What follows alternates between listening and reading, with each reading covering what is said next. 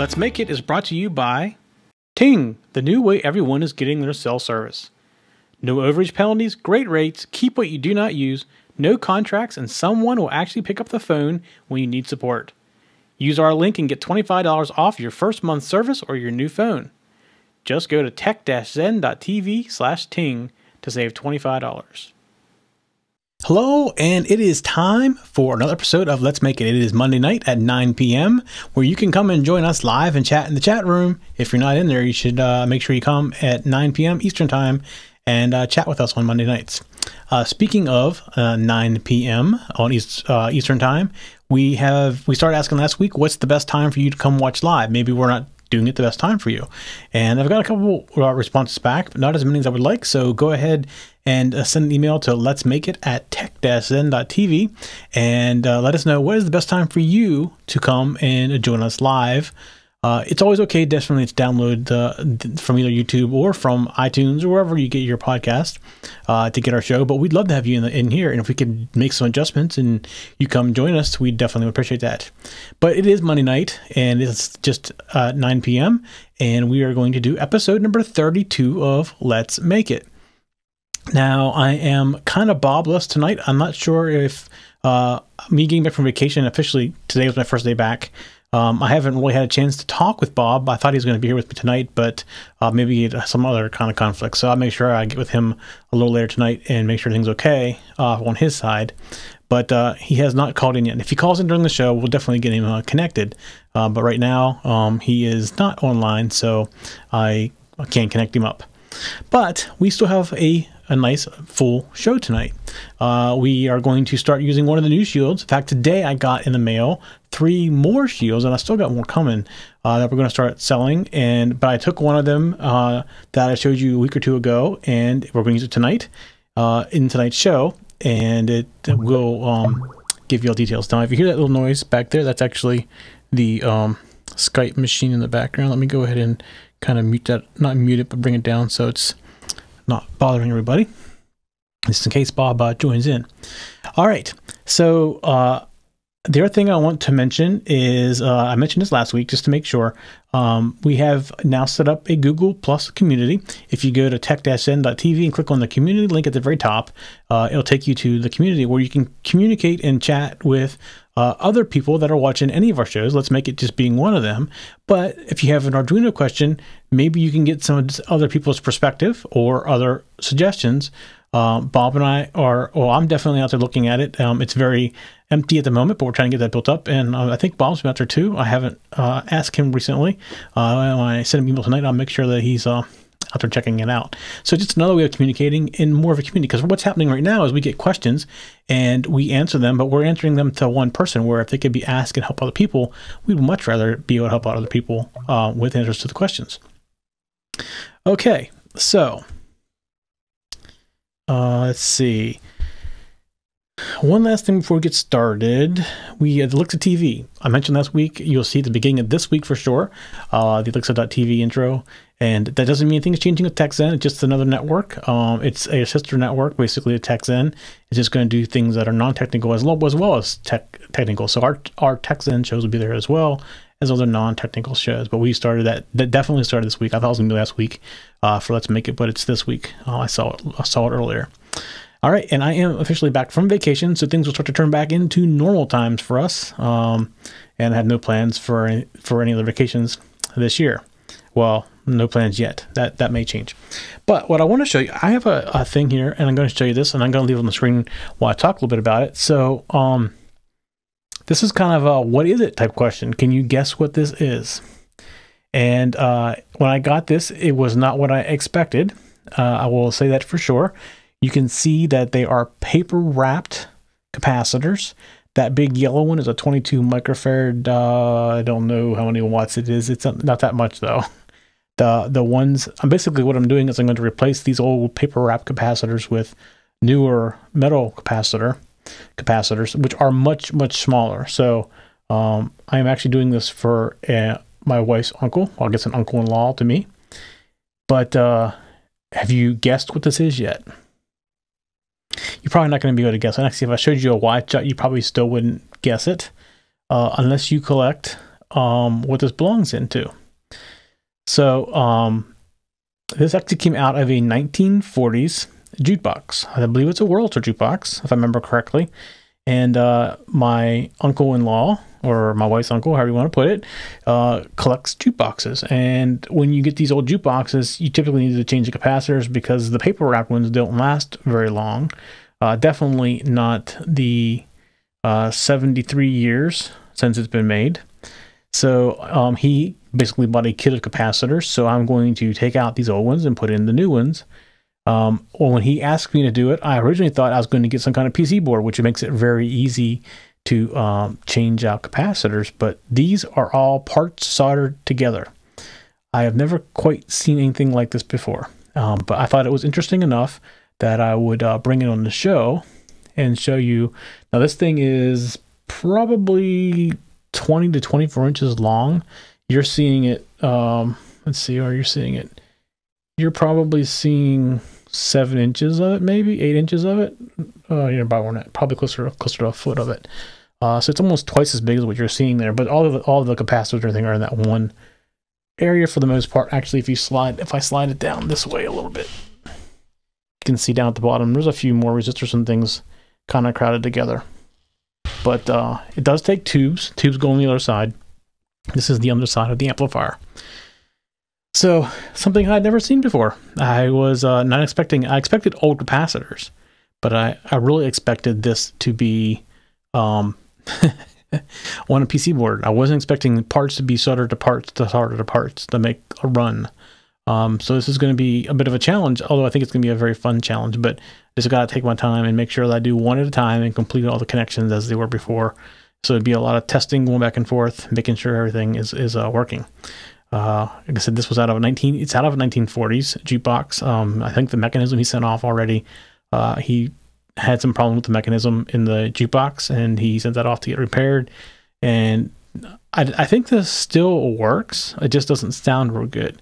I don't know what happens to capacitors, the paper wrap ones, necessarily how they degrade, but with technology, I'm sure we've made that much better. All right, so let's get on with the show. So this week, I mentioned about showing you one of the shields we've had made. And this is a little bit of a weird one. I saw somebody talking about it and different ways of doing this. And actually, I've created a couple of different sketches on how this is works. So we can take we're going to take different parts of it, because we've done some things in the past with different kinds of things, but we never really just explained in great detail how they work. So that's kind of what I want to do tonight as well. So before I do that, let me go ahead and I'm going to put down this amplifier onto the floor. Hang on one second for me. It is very heavy, by the way. It's probably 25 pounds maybe. Alrighty.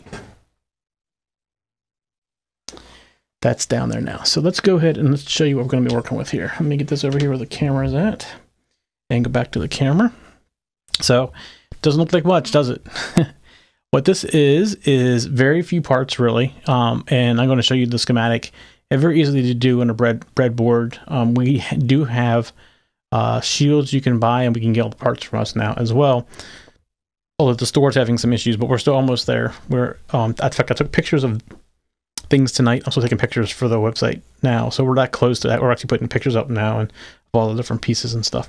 So that should be available hopefully by next week's show.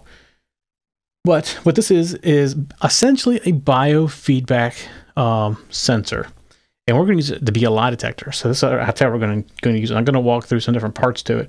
But basically, the 3 resistors right here are just for this LED. It's a RGB LED, which you can barely see because it's white. It's one bad thing about using whiteboards.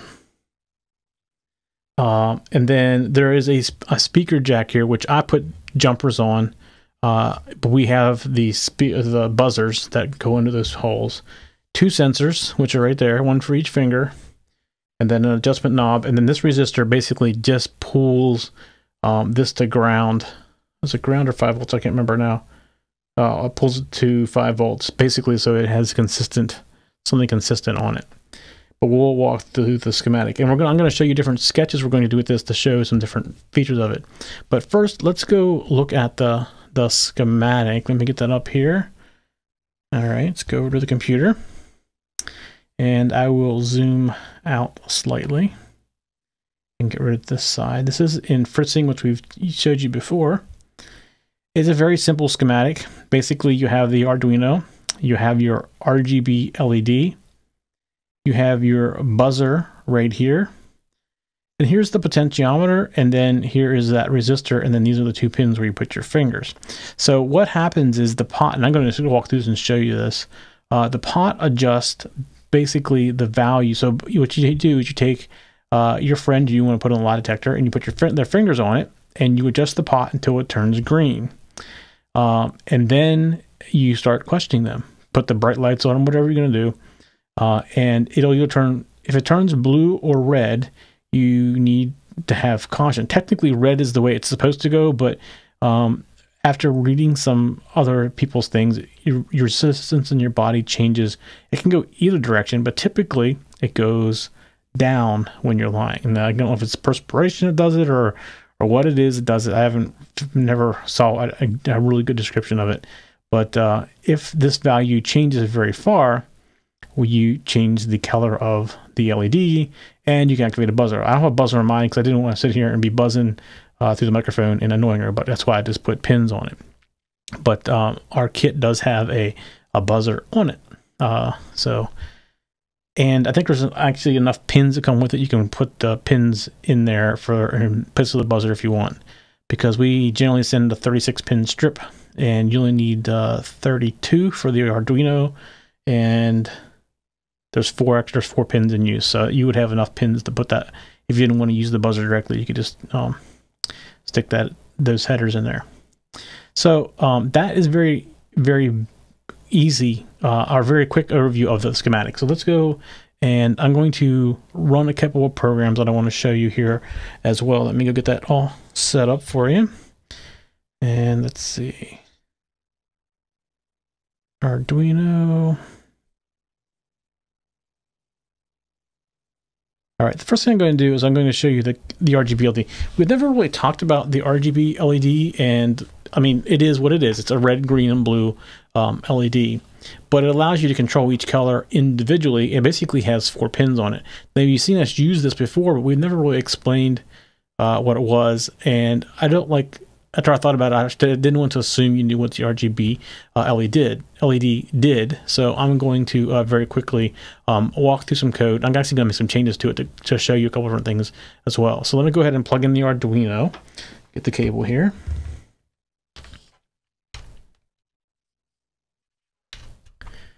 Okay, the Arduino is plugged in, and it is running a program already. It's running, I'm going to go to that right now.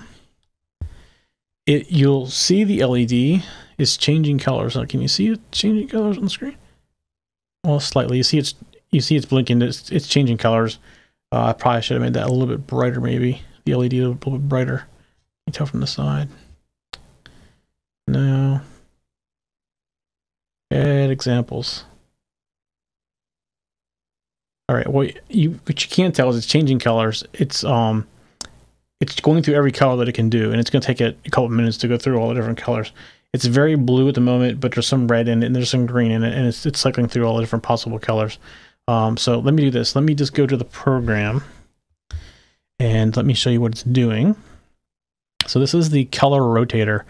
And the way I've done the colors in here, because I'm using pulse width modulation to turn each color on at a different brightness, here's how I'm doing that. So first of all, I'm defining the pins, and this shield has red pin on number 9, green pin on number 11, and blue pin on number 10. So I come down and I set up the pin modes, obviously, and it's ignore these colors for the moment. And then I'm coming down here, and I'm basically increasing the current color value by increasing it by 100. So you notice this is a long integer, so it's the big integer. It's a 32-bit integer, and so let's go back up top here slightly, and you see right here I'm defining red as being the top 16 bits as on, and then the bottom 30. The top 8 bits is on, the bottom 16 bits are off. Is that right? No, I was right the first time.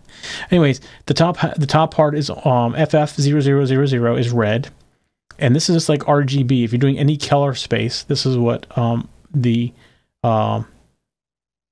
RGB colors are like, even on the computer. So that's kind of why I did it this way. If you go into any of your graphic software and you set it up for FF0000 for the color, you're going to get pure red. And if you say you want your color to be 00FF00, you're going to get pure green. And if you want your color to be pure blue, it's 0000FF. I didn't like the color blue with FF, so I made it 80 in my case. So, but basically what this loop is doing, this loop is going through and it's starting at 000000 and incrementing it by, what did I say? It was incrementing it by 100 each time. So instead of just saying I want red, green, or blue, it's going through every color possibility in increments of 100. So that's what it's doing. You just can't see it real good on the camera. So I'm going to do something a little different here. I'm actually going to change the color of it to red. And let me re-upload this. Let me make sure I got everything set. I do not. Good, I checked. All right, I'm going to upload it.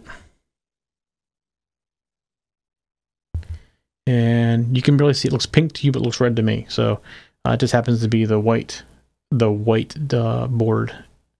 So what I'm going to do is I'm going to change that to green now. So let's do this. I'm going to do green. And upload. And there you can see it's green. And I can do blue, but we already know blue is very hard to see. There's blue. It looks kind of purplish. Let me make blue a little darker and see if it's happier with that on a camera. Let's see. Not much to you. It looks darker to me, but not much to you. All right. So anyways, what I did there was I just hard coded this color blue in here.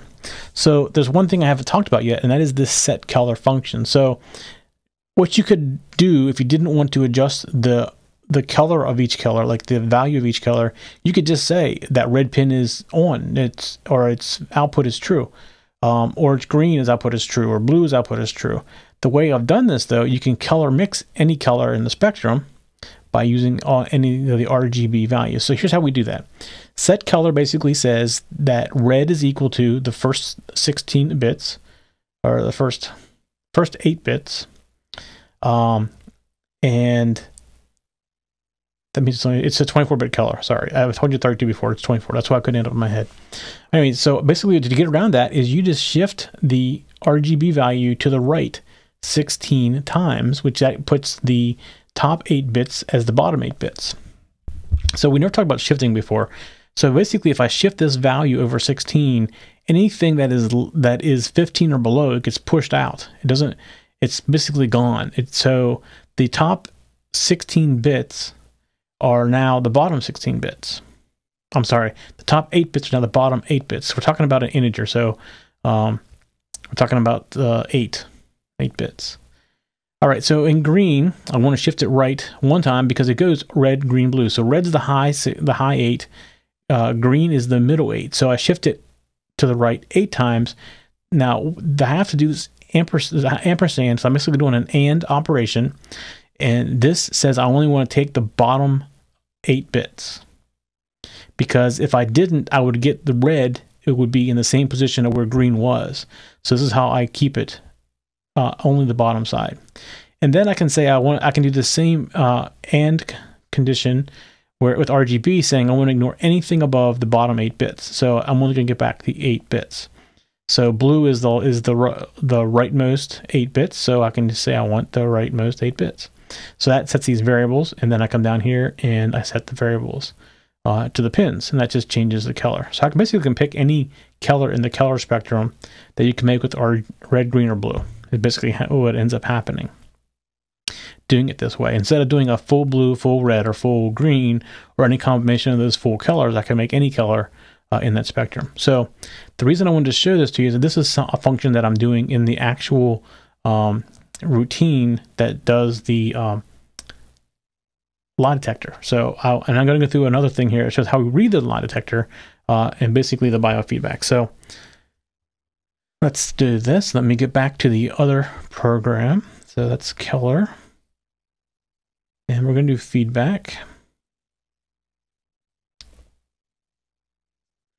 All right, let's go back over to feedback. And let me scroll down here slightly. All right, so our potentiometer is on pin number 1, and our sensor is on pin 0, which is these are the analog pins.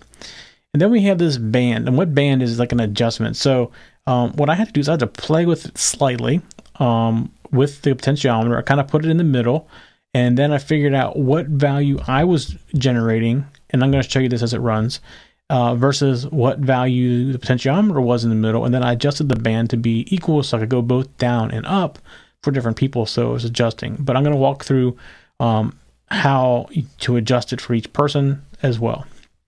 So what we do here is we set pin modes to input for both the potentiometer and the sensor. And in this particular sketch, I'm actually going to output this to the serial port so we can show you what we're getting. And then we'll put this all together and make an actual lie detector. Although I can't test it because I can't lie to myself. So you have to need somebody else to test it with you. All right, so here's what we do every time we go through this loop. We are going to read the sensor. We are going to read the potentiometer, and then I'm going to put those values out to the serial port, and then I'm going to actually do the compare that I want to do in the real lie detector. So rather than turning on LED, I'm just going to print to the screen either red, blue, or green. And the way that works is if the sensor value is greater than the potentiometer value plus the band value, then it's red. That means your resistance has gone down. And if it's the other way, it's blue. And if it's right there where it was when you adjusted it, then it comes out green. And then I delay half a second and we go back and we do that again. And that's just so we don't overwhelm the serial port with data. So here's what I'm going to do. I'm going to go ahead and I'm going to upload this. And then I'm going to turn on the serial port. All right. I'm going to go serial monitor. Okay, so you're seeing the potentiometer value is 102. The sensor input is 10, 12, 14, somewhere in that range. It's pretty decent. And blue basically means that the resistance has gone up. All right, so I'm going to go put my fingers on it. And the sensor input you see is, let's make widen the screen a little bit so it doesn't jump back and forth. All right, so you see the sensor, the potentiometer is at 105, 104. I'm at 150 something, 160. I'm bouncing around, considerably. And we know that we have set 50 for our band. So 105, 104 plus 50. So you see I'm getting in that range, but I'm bouncing around a lot. And I don't know why. Maybe it's because I'm talking, because I wasn't doing this to me before. So actually what I'm going to do is, because it's very consistently up, I'm actually going to increase the band value just slightly. I'm going to go up to 55, see if it keeps me in the green. Now you can adjust the potentiometer. You need a very small screwdriver, which I didn't bring in with me. So I'm just going to adjust the band. Let me re-upload this.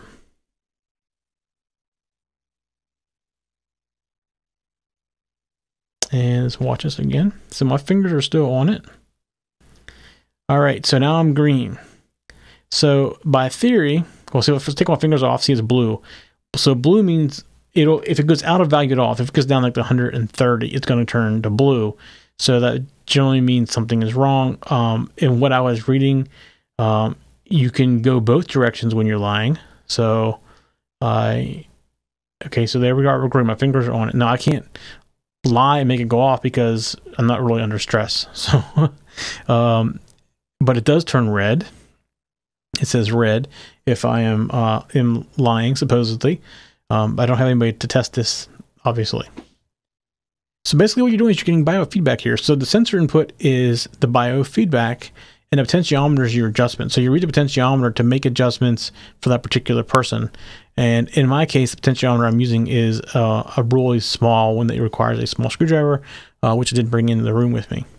to make that adjustment. But the way it works is you have them put their fingers on it, and you adjust the potentiometer until it turns green, and then you start asking them questions. And if it turns red, they're lying to you. And blue apparently can mean they're lying as well. It's just out of range. It could also mean that you took your fingers off, just like that. So, but this is how the lie detector works. So let's take this biofeedback input that I just did. Now right there, my fingers are on it. And you see it's still bouncing around. It's a lot lower than it was before. So I don't know why that is. There, it's back up. Let me make one suggestion too. Don't put something pointy on, because if you look at this board, you'll see that I actually used headers that I cut down into individual pins in my fingers.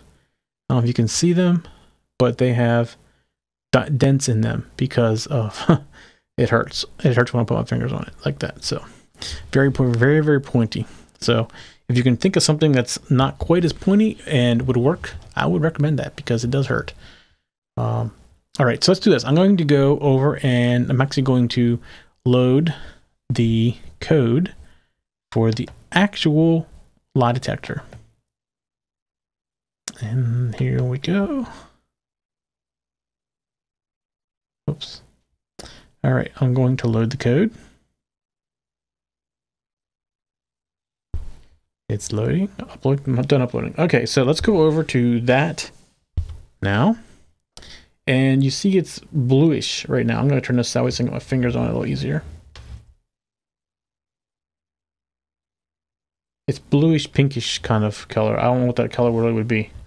But I'm going to go ahead. I would say it's blue. That probably means my fingers aren't on it. So I'm going to put my fingers on it.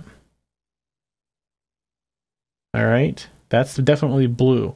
All right. So I have to either adjust potentiometer or adjust the... Oh, you know, in the last sketch, I adjusted the band. So let me do that. Let me put the band up where the other one was, and then it'll probably work for me. All right, we're re-uploading. All right. Must be like right on the edge, because it's blue still. Red. All right, there we go. So I'm green. I'm green now. Let me take his fingers off. It goes blue.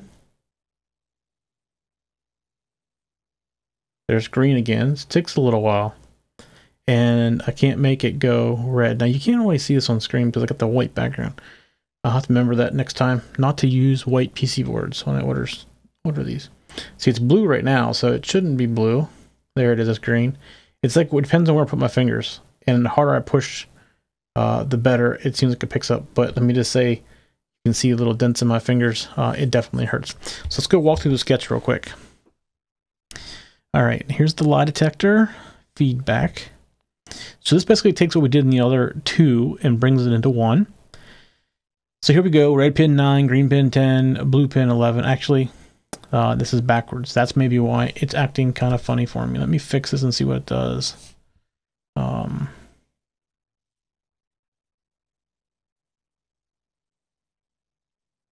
Let's go back to it real quick. All right, so blue is low. Doesn't seem to really make much difference. It's not any more sensitive to my fingers now than it was before. All right, so let's go back. Sorry, jumping around. All right, so in this case, I have a buzzer too. So buzzer is pin number 7. Then I have the pot pin and sensor pin. And then I have the colors. And here I define blue again as 80. I like the color better than the dark blue. The band, which I set to 60 in the other sketch. Then we define all of our pins for inputs or outputs, which we have with both of them now. And then we go through something very similar we did before. We have our analog read for both the sensor and for the potentiometer. And here is the condition. If it's greater than, if the sensor is reading greater than the potentiometer plus the band, then it's red. The person is lying. And plus I added a beep routine, which I'm going to walk through here shortly. And if the sensor is less than the pot minus the band, then it means that the person removed their fingers from it. So it's blue. And if it's neither of those, it means their fingers are on and they're not lying, then it is green. And then we have the same set color we had before, right here, same set color. And then we have the beep routine. So all I'm doing on the beep routine is making I think I figured out it's 50 hertz, 50 kilohertz, 50 hertz sound, which is like just slightly below ground hum. But the buzzer doesn't sound like a ground hum. It's very loud and noisy. That's why I did not put it on, because it's a very annoying. It's like wah kind of sound. It's just very annoying. All right, so all I'm doing here is I'm just doing this, and I do this for 1,000 times, so it's like a 5 second. I think it's 5 seconds of a delay, because these are microseconds, delay in microseconds. So it ends up being, so it's a 5 second buzzer if they are lying. All right, so that is the lie detector. Very simple biofeedback. You can bring you right into Arduino and get information. In fact, I'm thinking about looking at the biosensor, the biofeedback. I think it's more real life, more realistic than the lie detector, because I think it gives you a good idea of what you're feeling and you can calm yourself down. So I'll have to try that. I never did a biofeedback machine before, but I'm going to have to give it a shot and see what it's like. All right. I don't really have a lot tonight. Being my first day back, I will talk to you a little about what next week is. Where do I have it? I have it here somewhere. Here it is. This is next week's Let's Make It. Let me get it over here to the camera, and you can see it. Doesn't look like much. I still have to put the chip in there. But what this is a camera controller. So we're going to build a time-lapse camera controller for next week's show. This allows me to control, from what I have found so far, a Canon or a Nikon camera. And I have the cables yet to make. I use Canon cameras for the most part for everything. So I will get my 5D Mark II in here, and we will give it a shot and see what we can do with it. It has the right plugs and everything, I think, from looking at it, but it's a very basic circuit. It's a timer circuit. This is a relay chip that we use to control. This is a photo sensor, which we can use to determine when it gets getting dark outside. So it doesn't do you much good to have photography in the dark, that type of thing. So we can add all kinds of features in here. Plus, I even added the I2C, so we can add a display, which I'm probably going to add a display for next week, so I can set my options up for the timing and everything. And then I can use these buttons for adjusting up or down or whatever. So I basically made a fairly generic shield that we can use for multiple things, but its original intention was for a camera controller. So that is next week. We're going to set it up and control a camera in time-lapse mode. So one other thing I want to talk about before we go is I got this cool package in the mail, and it is 37 sensors, and here we go, 37 in one box. You can see it's a nice a box like this. So I know I've done episodes on sensors already before, but there's more sensors in here that we never tried before. So we may get some of these out and try to do some cool things with them. Also coming up, rotary encoders. So what do you do in the case where you have rotary input of some kind, but you don't want it to stop? That's called a rotary encoder, and they're very common, more common than you probably think. And after you play with one, you'll see why they're so common, because a potentiometer typically stops at the end, and then if you somehow break the stop, it'll continue on around to the other side, and it'll go back to the low value, or an encoder tells you how many times it's turned, and you just have to keep track of that.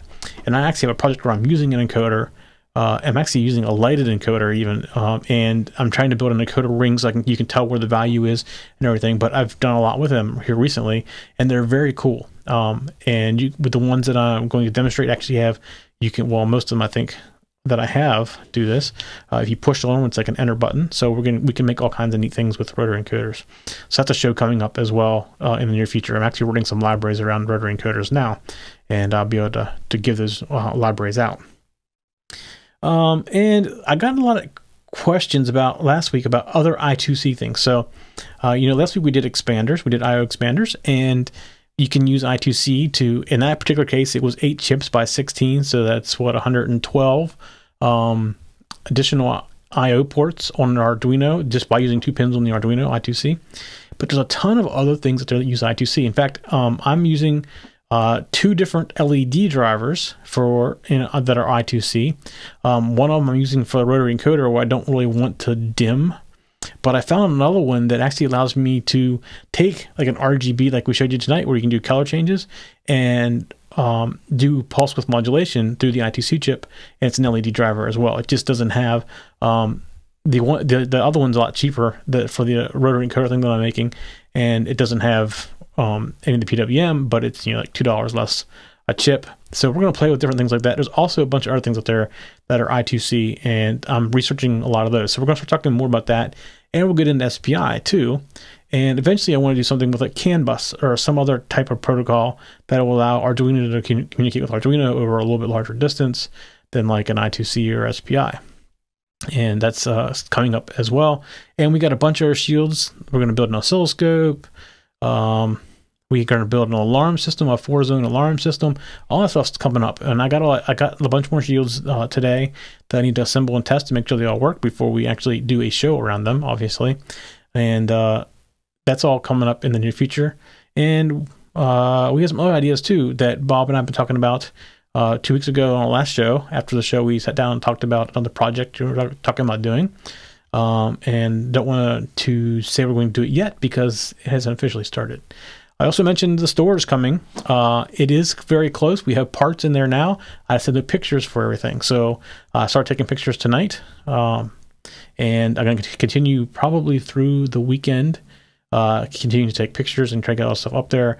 And at that point, we'll make the store live. It's kind of live now if you know how to get to it. But just come back like next week when we get all the pictures there, and it'll make a lot more sense. I think that might be it. Well, there's another big project I'm working on. It's not quite ready to show you, but it's going to be coming out. And I'll show you in a real new feature. I'm building a prototype of another project, and I'm actually taping as I do it. So it'll be coming out as like a segment in another show, because I taped the surface mounting or the soldering of the surface mount parts using a griddle of all things. I went and bought a griddle because some people do it in an oven. Some people do it by soldering everything on, which I tried, and I'm not talented enough to be able to solder that small part. And I like to meet somebody who could. Actually, I've seen people do it, but I never met anybody who could actually do it, because it takes one steady hand to do that. But I did go out and get a griddle, and I can reflow my stuff, and it's actually very cool. I'm going to talk about some of the pitfalls that I ran into, so that if ever you want to do surface mount soldering, you don't run into those pitfalls, because it was very frustrating. But now that I've gotten past them, it's very easy. In fact, when it's done, it looks very, very professional too. It's pretty amazing that you can put the parts when they're even kind of crooked. When it gets hot enough to start flowing, all those parts align right up. It's very cool. But I got videotape of that. I got videotape of the project in general. I got different cases now that I'm playing with, although none of them I'm in love with. I'm trying to find a better case, because I'm trying to find, I guess, what they call a keyboard style case, where it's sloped and looks nice and everything. And I think I finally found one. But I'm still trying to talk with the manufacturer about maybe getting a sample, because they want you to order 500 at a time, and I'm not committing to that yet. So, but those are all things that I'm working on kind of on the side, and I'm taping all this stuff now as we do these projects, because I want to put them on the show, and you can watch the steps we go through when we make things. I think it'd be kind of fun to put that out there. So that's also coming up. Now, a few housekeeping things before they're ready to go. If you're watching us on YouTube, make sure you hit the subscribe button. That's very important for us. It helps us to get found, helps us to do other things. The more subscribers we get, the more things we can do. The same thing goes with iTunes, or wherever you're downloading the podcast from. We're everywhere, or we'll try to be everywhere at least. If we find somewhere we're not, let us know. We'll make sure we get there. But if you're getting us on iTunes, if you can go out to iTunes and give us a rating, that is so helpful to us. And we're not getting ratings the way we want to get ratings, because we want to get into that new and noteworthy area again, and that requires people to give ratings and stuff like that. So your help with going out there and rating us is definitely appreciated. It helps more than you know. And if you're on Twitter, you can follow us at TechZenTV. And if you are tweeting about the Let's Make It show, make sure you use the hashtag #Let's Make It. And in the very near future, we're going to put a contest around that hashtag as well. We're going to start maybe giving some things away out of the store. So if you're on Twitter, make sure you follow us there, and we'll make sure the information is out there as well. If you want to watch us on YouTube, it's youtube.com/TechZenTV. And of course, if you're on Facebook, which it seems like just about everybody is, it is facebook.com/TechZenTV. Go out there and hit the like button, and you can get updates about the show there as well. We also have a great Google Plus community. We're starting to grow it out right now, starting to design it all, but the Google Plus communities are awesome. So we want to get everybody over there. It does require a Gmail account. Don't worry, Gmail's free. If the only thing you use it for is to get the Google Plus community, that's just fine. But yeah, we're going to definitely start doing things over there a lot more. We looked at Yahoo groups, and the Google groups are much more powerful. Can do a lot more with them, and we're going to stick over there. So that's where the community link on our website goes to now. And just a reminder that Alexa TV is still TechZenTV. We're kind of sister companies, or sister networks. Our shows will be on their network as well as some other new shows that are coming around. All right, I think that's it. And I will check on Bob for next week and see if he can make next week. All right, everybody, have a great week, and we'll see you next week. For show notes for this show, contacts, and more, go to the techzen.tv website, where you can get show notes for all of our shows. We love to hear from our viewers and listeners. We have an email, a Twitter, and a phone number where you can contact us for each show. For details, visit the techzen.tv website and get the show details. You can also make a video and upload it somewhere like YouTube or Vimeo, and then just send us a link. You never know, you may see your video in a future show. You can get all of our shows delivered automatically to your favorite device by going to your favorite podcast website like iTunes and subscribing. Each of our shows also has a YouTube channel you can subscribe to get regular updates. Our shows are also available on most internet radio networks like Stitcher and TuneIn Radio. You can also watch and listen to our shows on Xbox, TiVo, and Roku. You can even find us on your Zune.